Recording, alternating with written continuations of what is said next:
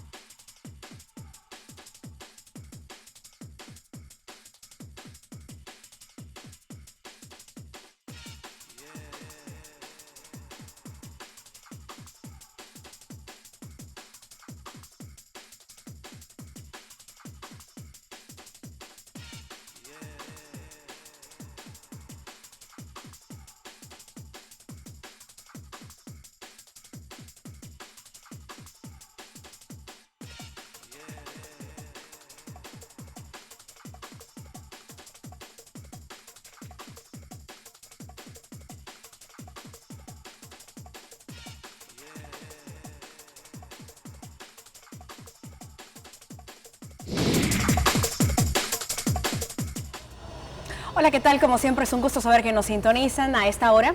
Bienvenidos a un nuevo Susana 360. Nosotros seguimos explorando en lo que es importante para nuestro país, Guatemala. Esos temas de actualidad, pero sobre todo los que están ligados a las decisiones que se han tomado en los últimos días. Hoy tendremos el gusto de charlar, como ya lo vimos en el escaneo de Susana 360, con Juan Carlos Zapata, director ejecutivo de Fundesa y también analista político y, claro, ciudadano guatemalteco. ¿Cómo estás? Bienvenido. Un gusto, Susana. Muchas gracias por la invitación. No, muchísimas gracias a ti por aceptar. Por cierto, que nos pueden empezar a escribir con el hashtag Susana 360 y Guatemala Decide.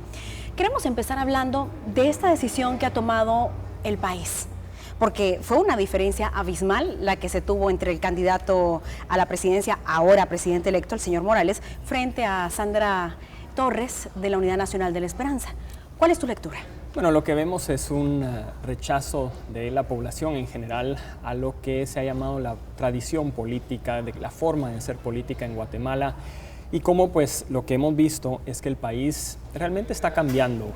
Tenemos una ciudadanía que salió a manifestar y que si bien no fue tan alto como uno hubiera esperado después de tener esas grandes manifestaciones, pues por lo menos tenemos una gran ventaja de tener un presidente electo que tiene la capacidad de comenzar desde cero y tener un buen gobierno, y eso es lo que todos los guatemaltecos esperamos, y la oportunidad también de que escuche a diferentes sectores para poder generar mejores condiciones para el país.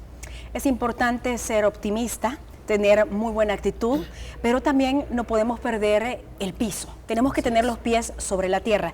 Y digo esto porque sé que hay mucha gente que se ha volcado en las redes sociales en una forma muy apasionada para defender al señor Morales. Yo creo que a este punto del partido, no sé qué opinarás tú, no se trata de defender o no defender, de señalar o dejar de señalar. Creo que todos estamos en el barco y que debemos hacer país. La democracia es responsabilidad de cada uno de nosotros.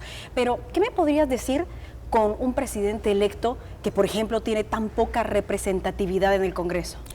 Bueno, 11 diputados que en el Congreso van a tener una situación complicada para poder aprobar iniciativas de ley que son importantes. Hoy precisamente veíamos el lanzamiento del índice del Doing Business. Guatemala en una posición bastante complicada, 84 de 189 países, y una de las desventajas de por qué Guatemala no ha seguido avanzando, porque nos mantuvimos en la misma posición que el año pasado, es la falta de aprobación de leyes en el ámbito económico. Un Congreso que ha estado paralizado en los últimos años, en donde no vemos la aprobación de leyes importantes como la reforma del Código de Comercio, las 4 iniciativas que la población y otros sectores han venido exigiendo, como la ley electoral y de partidos políticos, la ley de contrataciones, la reforma a la ley del servicio civil y el fortalecimiento de la carrera judicial. Pues todas esas acciones, la bancada FCN Nación dentro del Congreso de la República la va a tener complicada, y por eso va a ser importante primero los operadores políticos que el presidente electo pueda designar para poder dialogar con otras bancadas, y por supuesto el acompañamiento ciudadano. Eso va a ser fundamental, que la ciudadanía continúe fortaleciendo los procesos y que entremos ya un poco a hablar también de la importancia de esa depuración del Congreso que es tan necesaria para nuestro país. Muy importante lo que dices, el acompañamiento, y no un acompañamiento donde nos dediquemos a criticar, a señalar, porque creo que la tolerancia es tan corta a raíz de todo esto que ha sucedido en este 2015, a raíz de las traiciones, de los robos. Ya hace un par de horas nos dábamos cuenta de estas nuevas capturas, donde vemos a un exsecretario privado del gobierno de Álvaro Colón que tiene una orden de captura. Entonces, en definitiva, también comprendemos que la ciudadanía en general está muy sensible ante lo que pueda pasar. El acompañamiento debe estar de la mano del conocimiento y de la información, no solamente para fiscalizar, sino que también para hacer ciudadanía. ¿Qué podría pasar con este Congreso, como tú lo has dicho, que ha estado entrampado en los últimos años? No sé si por falta de voluntad o falta de capacidad, o porque están tan ocupados, no todos, pero la gran mayoría, en beneficiarse ellos y no trabajar para el país. ¿Qué podría pasar si el señor Morales no llega a encontrar ese respaldo y esas alianzas para poder realmente hacer gobierno? Lo que vamos a empezar a ver es una situación mucho más complicada. Un ejemplo lo estamos viendo ahora con el presupuesto general de la Nación, que debe ser aprobado antes del 30 de noviembre para que no, si no es aprobado, va a regir el presupuesto 2015, que no le sería suficiente al nuevo gobierno para cumplir todas las prioridades que el país necesita en materia de nutrición, educación, seguridad. Entonces, lo que necesitamos es generar mejores mecanismos de consenso, de diálogo entre esas diferentes bancadas para ir aprobando las leyes que son fundamentales para el país.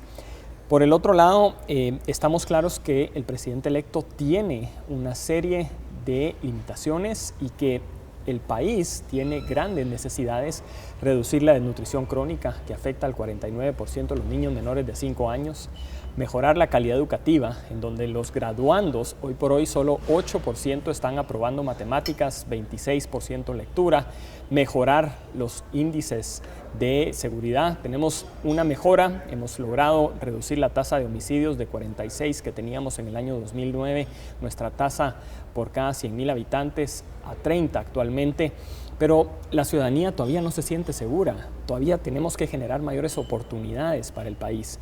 Y eso es la gran importancia de que se empiece el presidente electo, primero, a tener un gabinete de personas que conozcan de cómo poder trabajar, no solo con el Congreso, sino con otros sectores para poder ir avanzando en esa agenda legislativa que va a ser tan importante. Juan Carlos, ¿por qué crees que el señor presidente electo, el señor Morales, ha reservado tanto los nombres de esas personas que van a ocupar los cargos públicos? ¿Por qué será que ha sido tan hermético en ese tema? Creo que antes de la segunda vuelta fue una estrategia política para poder no llevar a personas que iban a pasar el escrutinio público y que después, si él no hubiera ganado, pues esa persona realmente hubiera pasado ese mal rato por gusto, digamos. Ahora creo yo que ya es el momento de que el presidente electo pueda empezar a mostrar un gabinete, primero, que tenga la capacidad de poder generar mejores consensos con diferentes sectores. Porque lo que hemos visto es que Guatemala, el presidente tiene que dialogar con diferentes sectores. Y por eso es tan importante que se empiece a trabajar en presentar nombres, presentar currículums de esas personas, cuál es su experiencia en cada uno de los temas para los cuales puedan empezar ya a partir del próximo año a poder tener un mejor mecanismo, pero además aprovechar estos meses, porque si no, el ministro que llegue no puede esperar hasta enero para empezarse a dar cuenta de cómo está la situación actual del ministerio que va a ocupar. Entonces sí necesitamos que se designen las personas que van a empezar a recibir los diferentes ministerios y secretarías a partir del próximo año. Para poder hacer una correcta transición y no hacer todo de la noche a la mañana.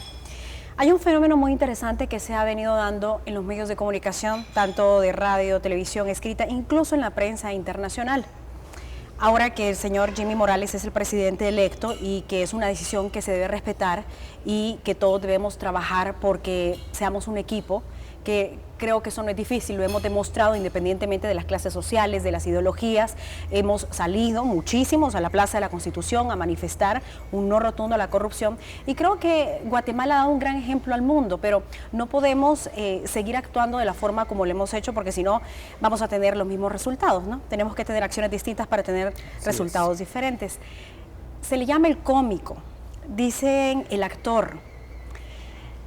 ¿Qué crees que necesita el actual presidente electo de Guatemala para que la gente comience a tener una percepción distinta?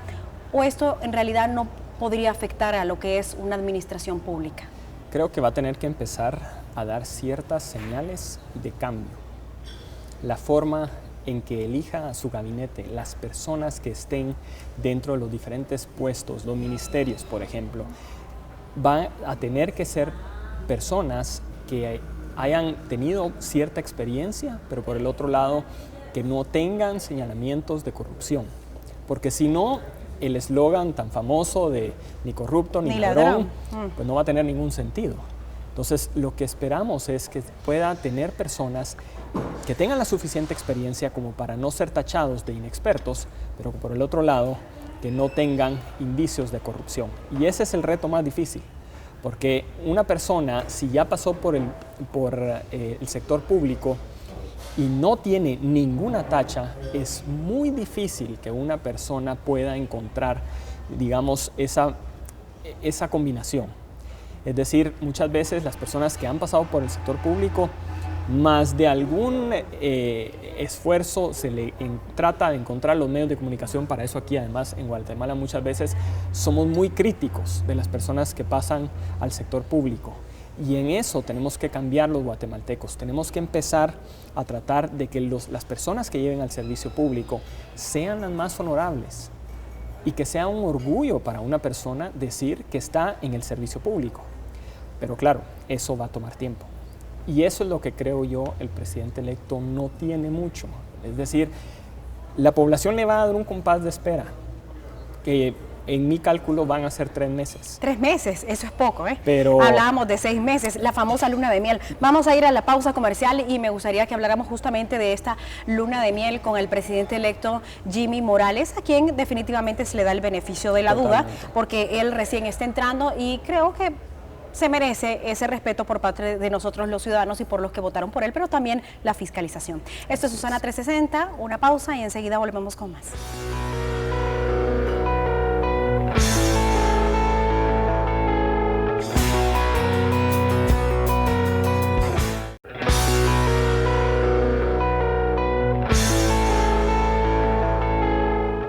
Para mí siempre es un gusto poderles leer, tener esa interacción que es tan importante para que todos estemos atentos y por supuesto que aunque no compartamos el pensamiento y el sentir de las personas que están a nuestro alrededor o que incluso están en las redes sociales, pues que podamos darles ese espacio y ese beneficio de la duda. Así que a todos los que opinan y todos los que están de acuerdo con este programa y los que no, pues muchísimas gracias, les mando un abrazo. Y también a los que están en el extranjero, esos guatemaltecos que se fueron con la maleta llena de sueños y que siempre quieren estar atentos de lo que pasa en su país, en nuestra tierra del Quetzal. Seguimos con más en Susana 360.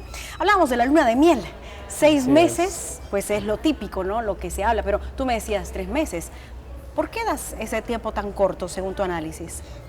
Por lo que hemos visto de las manifestaciones, la ciudadanía, por decir un ejemplo, uno ve en las redes sociales, hay personas que ya están llamando a manifestar a partir del primer sábado luego de la toma de posesión el 14 de enero. Entonces, si el presidente electo en esos 3 meses no muestra ciertos cambios que son fundamentales en temas, por ejemplo, del fortalecimiento de la Superintendencia de Administración Tributaria. Pero, ¿qué quiere decir eso? Bueno, retomar el control de las aduanas, que haya una inversión de tecnología para quitar la discrecionalidad del funcionario que hoy es un vista, y aquí todos los televidentes van a entender cuando vienen en el aeropuerto y hay un señor que él decide si te pasa por la fila sí, o si te deja ir. Algo que no ves en los aeropuertos internacionales. Discrecional. No, exacto, claro, porque en los aeropuertos internacionales es un semáforo y que es de manera aleatoria que esto ocurre. Entonces, esto trasladado al sector comercio ha de ser muy desesperante para una persona que va en un camión y que empieza a ver cómo la discrecionalidad del funcionario público hace que el semáforo le dé rojo o verde. Entonces, ¿cómo empezar a quitar la discrecionalidad dentro de la SAT? ¿Cómo poder mejorar los procesos dentro del Ministerio de Salud, por ejemplo? Y ese es un tema que el gobierno actual, el ministro de Salud actual, el licenciado Mariano Rayo, está empezando a implementar. Pero esto va a tener que ser un proceso de mediano plazo. Recuperar el sistema de salud, recuperar el primer nivel de salud en Guatemala, no es algo que se va a poder hacer de la noche a la mañana si queremos reducir la desnutrición crónica en el país. Por el otro lado, los temas educativos, cómo poder empezar a tener mejor infraestructura en las escuelas. Entonces, ese tipo de cambios la población lo va a tener que ver en los primeros meses. Por supuesto está el tema de seguridad. Las estadísticas no podemos tener un repunte en la violencia. Hemos venido reduciendo nuestra tasa de homicidios y eso es positivo y hay que reconocerlo. Hemos logrado salir, digamos, de esa lista de los países más violentos del mundo. Aunque la percepción es distinta. Pero la percepción es distinta. ¿Por qué? La percepción puede ser distinta según el lugar en donde está la población. Lo que pasa es que la ciudad de Guatemala todavía tiene una tasa muy alta en comparación al promedio del país. El promedio del país está alrededor de 30 homicidios por cada 100,000 habitantes. Sin embargo, la tasa de la ciudad de Guatemala está alrededor de 60 homicidios. Es casi el doble de lo que tiene el país y por eso es que la percepción no ha cambiado tanto como lo puede ser al resto de Guatemala. Entonces digamos que corre el peligro que esa luna de miel finalice pronto. ¿Y qué va a pasar? Porque él podría hacer esos cambios, pero como él mismo lo decía en su discurso, recién recibía la información y los datos preliminares del TSE ese domingo 25 de octubre a eso de las 12 de la noche. Él hablaba de que él tiene la voluntad de trabajar y de hacer mucho, pero el presupuesto, es que no podemos hacer mayores cambios si realmente no tenemos un presupuesto definido y para eso uno hay que saber de administración pública, de finanzas, él tiene que estar muy bien asesorado y no dejarse llevar por sectores oscuros que no quieren sacar a Guatemala adelante, solo que se quieren beneficiar ellos mismos. Por eso te decía la importancia de fortalecer a la SAT, porque una cosa es el presupuesto, eso va a tener que quedar aprobado. Esperamos que por lo menos 70,000 millones de quetzales puedan ser aprobados dentro del presupuesto. Él pidió 69, pues está bien, yo hubiera pedido 70, pero digamos que un número cerrado alrededor de eso pues estaría correcto. Lo que esperamos es que los ingresos mejoren y por eso es que se necesita realmente una independencia de la SAT. Lo que hemos propuesto nosotros desde Fundesa es poder tener una ley orgánica de la SAT en donde el directorio nombre a ese superintendente y que sea una figura mucho más independiente, en donde se empiece a hacer también carrera dentro de la propia Superintendencia de Administración Tributaria y que eso pues permita que Guatemala sea un país en donde los ingresos tributarios sean más altos. Hay que reconocer, somos el país con la menor carga tributaria del mundo. Entonces, yo estoy de acuerdo contigo, con los pocos ingresos que tiene el Estado es muy difícil poder hacer estos cambios. Pero lo que necesitamos también es que se reduzca la corrupción, que se le entre de lleno a luchar contra el contrabando y la defraudación aduanera, en donde lo que vemos es que cada año se pierden alrededor de 6,000 millones de quetzales en temas de defraudación aduanera y contrabando.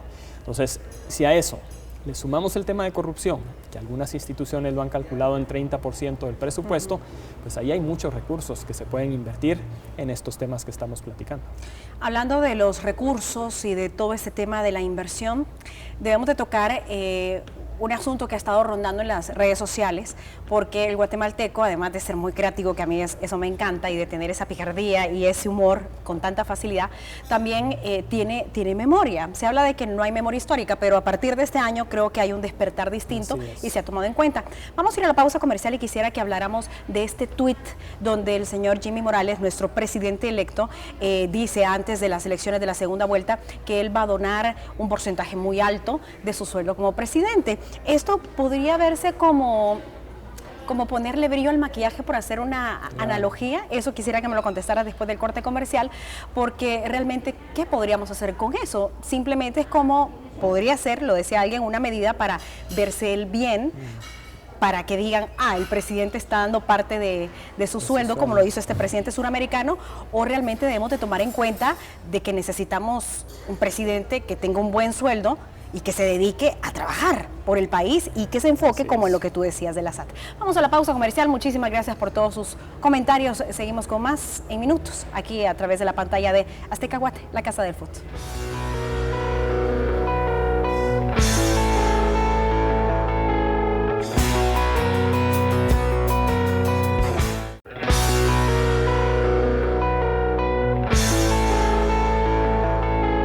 El presidente electo Jimmy Morales, en una entrevista a un canal internacional, adelantó este lunes que tiene proyectos viables para el país. Asimismo, destacó la importancia de la inversión privada para la creación de nuevas plazas de empleo y aseguró que donará el 60% de su salario para ayudar a la construcción de escuelas.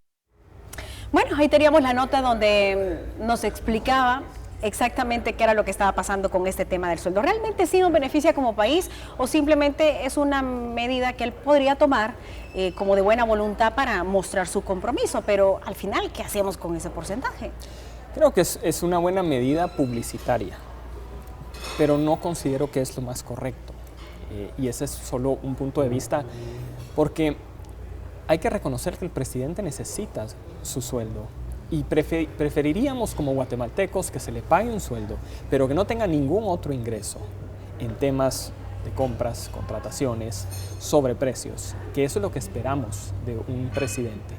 Y que los recursos vayan directamente a las acciones que ya se vienen trabajando y que precisamente son aquellas en donde necesitamos mayor enfoque, como lo es la educación, la salud, la seguridad y por supuesto poder tener en Guatemala mayores oportunidades de desarrollo. Así es que lo que veo es que es una medida que suena muy bien. De hecho, el presidente Mujica, como bien lo mencionabas, utilizó eso como una forma de venderse, pero lo que vimos en Uruguay es que la educación, lejos de avanzar, retrocedió. Entonces, yo hubiera preferido que el presidente Mujica, lejos de donar su sueldo, hubiera puesto más atención en el sector educativo para que eso pues, realmente tuviera un impacto en reducir la pobreza. Muchas personas dicen que el sueldo que ostenta el presidente, quien llegue, pero la figura, esta plataforma, es muy alto en comparación a los sueldos de otros presidentes de Latinoamérica. ¿Qué opinas? Bueno, lo que veo es que una persona que maneja un país como Guatemala, cuando uno compara a esa misma persona en el sector privado, el sueldo no estaría muy diferente. Con todas las responsabilidades que tiene, el presupuesto que maneja, las acciones que lidera. Entonces, creo que muchas veces es injusto con tener una percepción del salario de la persona y no ver todo el esquema. Y es que es mejor que una persona tenga un buen salario, pero que eso sea con lo único que va a realmente vivir y no tener todo un esquema de corrupción como lo hemos visto en los últimos gobiernos. Hay un tema sensible que ronda durante todo este año 2015 que ha despertado simpatía y en cierto sector rechazo. Lo cierto es que han dado resultados y lo hemos visto con sus acciones. Hoy precisamente dieron una conferencia de prensa al Ministerio Público de la mano de la CICIG. El señor Morales dijo que estaba muy motivado al escuchar que estaba El Salvador solicitando, al igual que Honduras, que querían una comisión contra la impunidad, serían El Salvador y Honduras, similar. Como director ejecutivo de Fundesa, ¿cómo ves este tema de la CICIG? ¿Sí es saludable que se prolongue cuando ya finalice el periodo que se tiene en Guatemala? Bueno, lo que vemos es que la CICIG ha ayudado al país, eso hay que reconocerlo, pero también hay que reconocer que esto empezó con la venida del doctor Iván Velázquez, porque habíamos tenido ya 2 comisionados que no habían entrado al tema de corrupción. Incluso la fiscal Paz y Paz, que mucha gente a nivel internacional le ha dado muchos reconocimientos, es de criticar el hecho de que la corrupción durante esa gestión no necesariamente fue un tema que se le dio prioridad. Entonces, hemos visto como muy positivo el trabajo que se ha hecho desde CICIG y que el Ministerio Público también está tomando toda esa información y actuando, porque de nada hubiera servido si la CICIG trabaja y el Ministerio Público no acciona. Al final se necesita, por la propia legislación guatemalteca, que el Ministerio Público accione. Entonces, consideramos que los 2 años que le pueda quedar a este mandato y ahí se va a tener que volver a hacer una evaluación de cómo hemos avanzado en todo este proceso y qué tanto las capacidades dentro del Ministerio Público han mejorado.